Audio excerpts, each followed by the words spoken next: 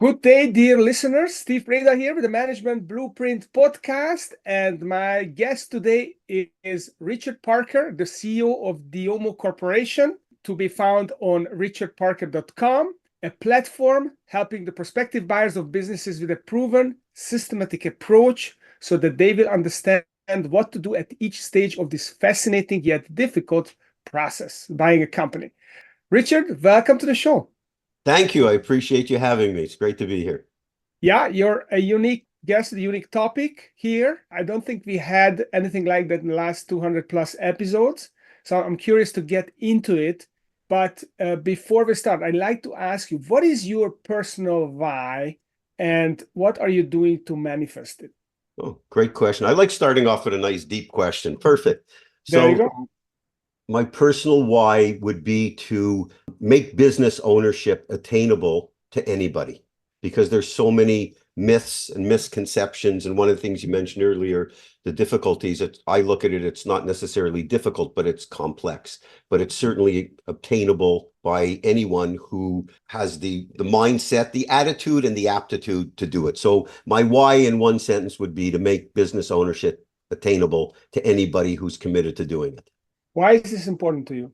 For probably a number of reasons, but certainly at the top of the list would be the fact that I grew up in a lower middle class neighborhood, hardworking parents. I think my mother had 3 jobs at one point. I never went to university, went to 2 years Canadian version of, I live in the US now for many, many years, but went to the Canadian version of like community college. And I saw that how through a little bit of creativity, a lot of hard work, and probably double the amount of luck that a guy like me, and I'm not the smartest guy in the room, can make, financial dreams and other dreams come true through business acquisition. So I've been very blessed. I'm very grateful. I'm at the stage in my life where I feel it's my obligation to be teaching and helping people. And and besides all the businesses that I've been involved in, I just get incredible gratification from being able to help the average person turn their hopes and dreams into reality. I'm really curious about this because obviously I interviewed a lot of entrepreneurs. I've worked with entrepreneurs. I love entrepreneurship, but I'm still wondering, is this good for people to be entrepreneurs? Is it good for the average people to be an entrepreneur? Or is it maybe a mixed bag? Maybe it's more negative than positive. Well, I think for the right individual, it's overwhelmingly positive. At the same time, it's not necessarily for everybody. I mean, the world has employees and it has employers, and some fit into some categories and others fit into the other category. My take on it is, if you have any inkling or any desire whatsoever to get into your own business, whatever that may look like, I just think you owe it to yourself to explore what paths are available to do that. You don't necessarily have to do it, but it just seems foolish to me not to at least learn what's involved and whether or not you want to do it. So is it for everybody? No, but it's for a lot more people than one would think.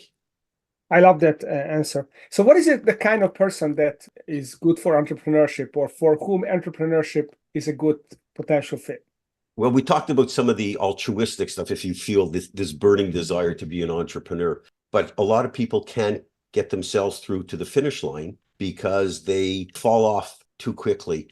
They get, setbacks that are going to certainly arise. The same way, it's a great test going through the process of acquiring a business or entrepreneurship, because much of what you encounter along the way mirrors what you're going to encounter as an entrepreneur, meaning there's ups, there's downs, there's failures, there's successes, there's pivots, there's change in plans. And those are all the things, as you know well, as an entrepreneur, those are the things that are common to business ownership or entrepreneurship, whatever guise that may be. And so I think that people have to learn, most importantly, that I have a number of sort of rules, if you will. One of the things is I like to tell people that you should embrace uncertainty. You have to learn how to embrace uncertainty because it's not devastating. And one of the things that I've tried to teach my kids, especially over the years, because there's been incidents, they're all adults now, but I've tried to teach them that when you're faced with uncertain times, and I see this with individuals that are considering entrepreneurship, or oftentimes with business owners, there's some uncertainty in their life, personal, but or certainly on the professional side.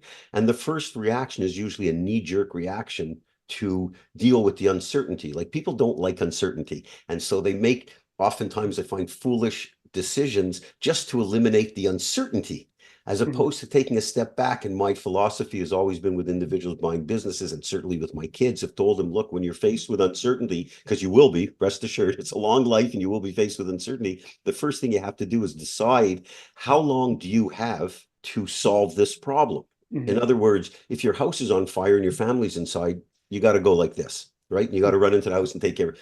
But if you have a strategic decision and you're looking at a business and trying to figure out some financing, it's uncertain, but you don't have to make that decision the same way you run into a house on fire. So I find what happens is individuals that are not used to running a business, when they're going through this process, the uncertainty oftentimes cuts them off at the knees. Whereas they should embrace it and understand this is just part of life. It's part of business. You have to embrace it and look at it in a good way, because if you do examine it in a good way, oftentimes you're going to come out the other end with a much better outcome. Yeah, I think this is very true, because essentially the way you create the value is by embracing and managing some kind of an uncertainty. Right. And I recall I was, the advisor of the CEO of a big commercial bank, and I had the privilege of sitting in on meetings and listening. I was in my early 30s, and I saw the executive team, and they were deliberating on things. And we had a CEO who was over 60 years old, very experienced, chain smoker of cigars, a Frenchman who had run a regional bank in France for 30 years. And there was this discussion about risk and, what to do and how to avoid it. And then he said, wait a moment, gentlemen, our job here is not to avoid risk. It is to pick the right kind of risk that we understand and then manage that risk. That's what we are in business for. And it really stuck with me, this idea. Okay, so it's all about embracing uncertainty. One other thought that came to mind while you were talking was that I believe that what entrepreneurs do is they're willing to put themselves into the uncertainty and have the uncertainty as a forcing function to make them come up with the goods, make them come up with the solutions that the average person doesn't want to go through the pain of forcing themselves into a situation where they kind of burn their boats. But that is where they come up with the ideas which then can help them be successful. Do you see that as well? Absolutely, 100%. Definitely. And there's a different motivation, as you have had the opportunity when you speak with true entrepreneurs. They're motivated by goals that are not necessarily quote unquote normal to people, meaning it could be, they're not necessarily motivated by the money. Sometimes the solution to a problem is the motivation, is figuring things out and then embarking on a better path. And so I find that entrepreneurs, when they have situations or problems, it ties into the gentleman that you were talking about, who ran the bank, is they don't see it necessarily as risk. They see it as reward. Now, they're not going to be reckless, but they understand when you come out of something difficult, you generally come out much stronger on the other side, whether it is a business solution, a relationship. I mean, when you solve a problem, you're generally stronger. And entrepreneurs just have it in their DNA to be able to do that. Not only to be able to do it, but to recognize that they have to do it and not just put it off. They've got to address it and solve the problem. And it reminds me, many years ago, there was a book called Thriving in Chaos by John Peters. Terrific book. Yeah. I don't know if you remember that. Yeah, I read it. Yeah, you're younger. You're younger than me, but it's that's Yeah. it. It's from the 80s, right? And one of the things that he was talking about is when General Motors bought EDS, which was Ross Perot's company, and he was frustrated beyond belief, Ross Perot, because he said at General Motors, he said if someone sees a snake crawling in the hallway, they set up a committee on snakes. At EDS, we killed a snake. That's it. And so it was like, the compare and contrast the two environments. And it was like, that's the entrepreneur kills the snake. Yeah, love it. Love it. All right. So let's talk about a framework. So you are helping entrepreneurs buy businesses or wannabe entrepreneurs, prospective entrepreneurs buy businesses. And you develop this 4-step business buying framework. So can you explain to our audience what that framework is and how it works? Okay, certainly. So there's two parts of it. One is which I'll talk about in the last point, which is a whole module, a series of modules, but basically four key things, which is number one, you have to understand what is the right business for you to own. Now, that doesn't mean there's lots of good businesses, but if they're run by the wrong individual, they go south quickly. It's not like overpaying for real estate, where if you could service the debt, time heals every real estate area. If you buy the wrong business, you're going bankrupt. So the right business is not necessarily a business that's a good business. I'm a fundamental believer in that, but it means, is it the right business for you? And the mantra that I've always used is, whatever it is that you do best has to be the single most important driving factor of the revenue and profits of any business you consider purchasing. So the goal is you have to match your greatest skill set with a business. And the only way to do that is go out and see a lot of businesses and speak to a lot of business owners. And what do they do every day? And what drives the business? Because people tend to think what they're good at is what they enjoy, and it's not necessarily their greatest skill set. And everybody has one: sales, marketing, operations, putting a plan together, manufacturing, know-how, whatever the case may be. You have to match your greatest skill set. The second thing is, which we talked about, embracing the uncertainty. I look at about embracing the imperfections. When you buy an existing business, there's no such thing as a perfect business. The only perfect business is the one that isn't in business yet, where you can have all these ideas and think it's terrific. But embrace the imperfections and understand there's going to be warts, there's going to be blemishes. You have to separate, like your former colleague, this 60-year-old cigar smoker from France. There's risk. You have to solve for it and mitigate it and understand what is really a risk. And if it's overbearing, then you can't proceed with the acquisition. But being able to embrace the imperfections, understanding that there's no such thing as a perfect business. And you mentioned it very early on, which is this concept of burn the boats. I've dealt with tens of thousands of business buyers over my career, 30 plus years. We've sold 100,000 copies of our program. If you were to take and separate those individuals that get to the finish line from those who don't, and understand in our industry, the statistics are dismal. Not over 90% of the people who begin the search to buy a business never complete a transaction. We have our success rate is almost the inverse at 82% who do. But if you were to look at the groups that succeed and versus the group that fail, one common item is almost pervasive with everyone who succeeds is they have a need to buy a business. They don't just want to buy a business. They have a need to buy a business. They need to buy one to improve their lifestyle. They need to buy one because they're not willing to put up working for a boss anymore. They need to buy one because they don't want to have a limit on their upside. They need to buy one because they want to improve the lives of others. They need to buy one because they want to build value. So that's the third, when I talk about burn the boats, or in your language, is they have this need versus a want.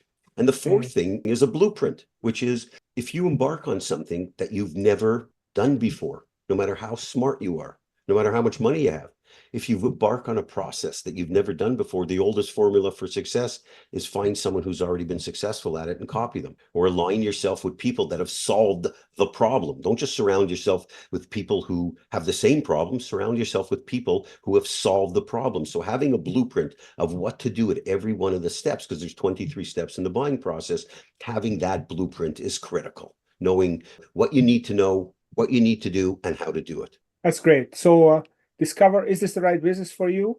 Embrace the imperfection, burn your boats, and follow the blueprint. Now, yes, I get these. I'm wondering about the burn your boats. I mean, it sounds very simple, burn your boats. But what does it take for someone to get to the point when they are willing to light the match and throw it on the boat? So what does it take to be able to burn your boats? I think there's two things that it takes to burn the boat. The one is the individual they've reached the point saying, look, I'm not doing this anymore. I'm not working for anybody else anymore. I've got a good education. I've got good skills. I'm just, I'm tired of having a limit to my upside, or someone always putting their thumb on me, never letting me grow to the way I want to grow. I can't build value in my business. So the people that have already reached that I need to do this, that's an easy category. It's the other ones where I think it becomes a little more difficult, which is the ones that are not really sure. And so for those individuals, I say, if you want to transition from being a business want to buy versus a business need to buy, the turning point comes when you would start to investigate the process. Look at what's involved, understand, go out and meet with some business owners, finally realize it's generally a confidence issue. They don't believe that they have it in them to be an employer for whatever reason. They may or may not have had a successful career, but they lack the confidence. And so what I find with those individuals, go speak to business owners that are moderately to very successful. And you're going to find out that by and large, they're not sending men to the moon. These are just average people.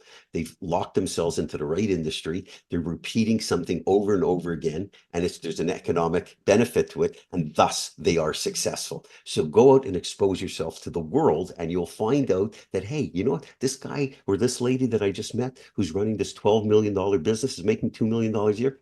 They're not that smart. They're just really good at that particular thing. And so when you start to get that type of exposure, I think people start to build the confidence, and they can start to really understand the burn your boats mentality of having that need, because it becomes infectious, right? You're very excited about this idea, and hey, I can do this. It's not just for rich people. It's not just for big companies. This is really doable. So when you layer on the knowledge or get the right advice, you say, my God, I could do this. And this can change my life. So I think they end up going into the need camp, and then they see burning your boats. Hey, I'm getting this done. No matter what, I want to do this. Yeah, it's really interesting. It's fascinating how you explain it. I think some of the people who actually need to do something like that, they are just don't allowing themselves to see their need. They are telling themselves stories. They are falling victim of a false sense of security. As you were explaining, I remember that, 12 years ago, my wife and I, and with 4 young kids, we moved here to the United States. We settled down in the city. We didn't know a single person. And basically, I sold my business in Europe, and we moved here. And my wife was a little bit nervous, although she really wanted to do as well, but she was very nervous about it. And I said to her, listen, do you know that we are destined to succeed? She said, what do you mean, destined to succeed? How can you even say that? Well, listen, we have no other choice. We are destined to succeed because we have no other choice. And and this really was the case. And then I joined this organization called Vistage, which was a peer mentoring organization. You're familiar with it. Yep. And I was an intake of 49 other people. So 50 people in this cohort. They trained us for a week, and then they said, okay, now you set up your peer group, you recruit CEOs, 12 CEOs. And I was the first one to launch my group, even though I just arrived and so on, because I really had to do it. It was like a gun to a head. I had to do this. And then it worked. So sometimes I think about tapping into this feeling that I just have to put myself into this realization that I need to do something so that I can be more successful. It's a great example, because you not only talk about the need versus want, and I've told this story many times about how I got into my own business, but what it really comes down to, when you don't have options, it's very easy to make decisions. You have no choice. You got to go one way. And so that's why when we talk about this need to want thing, when people get to that point, they say, you know what? I don't have any options. Going to work for someone again is not an option. My only choice here is I have to get into my own business, whatever that looks like. And so people always exclaim, oh, it's great to have options. Well, not for everybody. No. Because sometimes, the options paralyze their decision-making capability, versus when you say, if you have less options, it becomes more clear that you don't have a choice. Here's what I've got to do. And, we talked about earlier, the house on fire. That's different than 2 houses on fire. Right? If the house is on fire, you go in and you do what you have to do. So I'm a big subscriber to the fact that when you have a number of options, narrow them down fast based on probabilities, and then give yourself, make the choice obvious. Because if you're just thinking about 10 different things, you end up doing nothing. Most people anyways. Yeah. Arnold Schwarzenegger has a video on YouTube, which you may have seen, where he actually says that the way to succeed is to have no plan B. So don't have a plan B. Don't have a plan B. Plan A, and make sure that you just don't give yourself wiggle room out of a plan A. You just make the plan A happen. Yeah, it's a great way of phrasing something very similar to what you and I have both said, right? Just you focus like a laser beam and go, and you'll pivot. That's it. Yeah, exactly. You create the plan B if you must, but don't have it to begin with. Okay, so let's talk about this statistic that you quoted, that over 90% of searchers never buy a business. So why they end up not buying it? Is it because they don't have a real need, or there are other things that prevent them from buying a business? First of all, I'll tell you that I had this conversation recently on a webinar I was doing. I hate the term searcher because to me, it's just like just the label itself means like you're on this endless quest to keep searching. Yeah. And we have these people on our webinar. I said, you're forbidden to use the word searcher. We're called finders. That's number one. Okay. So I know it's minor, but it's a mindset. And so there's no question that the single biggest reason why people don't buy a business, they have no clue what the heck they're doing. That's it. I mean, I wish I could tell you something really elaborate, but these individuals who embark upon this process, and you see it more now with individuals who, have MBAs from renowned business schools, but they have no operational experience, no track record, oftentimes no money, which is not terrible, no money. They have no idea what to do, but they somehow believe that the education that they got at business school has something to do with buying a business, and the two don't conjugate. That's one thing is education, the other thing is knowledge. And so you have way too many people in the process that simply do not take the time to educate themselves properly, or they spend ridiculous amount of time online searching endless business for sale listings, trying to figure out which, if any, is right for them. And I tell them, you're doing it ass backwards. First, you have to figure out what type of business is right for you. Then I promise you it's easy to find and buy it. You're just doing it the whole wrong way. And then you get very frustrated. And there's a formula. I know that all clients, it's 4-4-4. It takes you 4 months to look. You should be able to identify 4 categories and make 4 offers. And then a month of due diligence, a month of negotiation, the opposite, actually, negotiating due diligence. But they don't have a blueprint. They don't have the knowledge. And for some reason, they think that this is going to be easy. And there's a lot of misinformation on the internet and a lot of this crazy information of buying these businesses for no money down, making hundreds of thousands of dollars and close a deal in 12 days, or just craziness. So I think that they don't know what they don't know. And oftentimes too big an ego to admit, hey, I'm a dumb schmuck. I got to get educated and take a step back, and you go about it in the right way and you follow a good methodology, you're going to be successful. But most of them just think that it's like buying a house, and it's not. There's nothing in common. The only thing that you have is you're buying something. Yeah, I agree with you. Although I would say that sometimes knowing less can help an entrepreneur, because I see a lot of experts who are like consultants, and they went to work to McKinsey and consulting, or they worked in corporate America, and they know of so many ways that things won't work, that they become paralyzed, and they become worried that they won't be able to mitigate all those things. I agree with you. And someone who has less experience, they will tackle one thing at a time, and they will not feel overwhelmed.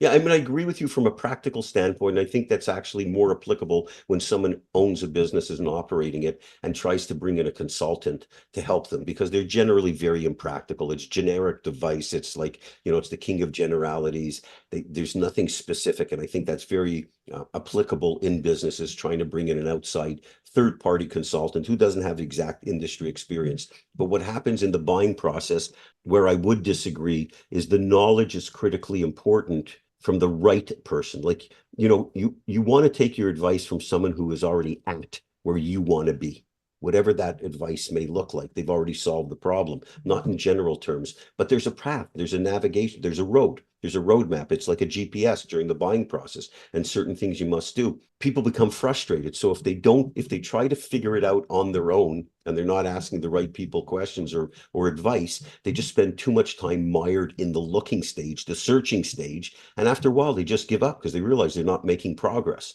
And so I agree with you fundamentally. I think that's more applicable once you own the business. Make sure you're getting the right consultative advice. But during the process of going about doing it, you need the right guardrails. You need the right education, because it's so easy to get lost in the process and think you're making progress, but you're actually going backwards because you've spent an inordinate amount of time and you haven't gone anywhere.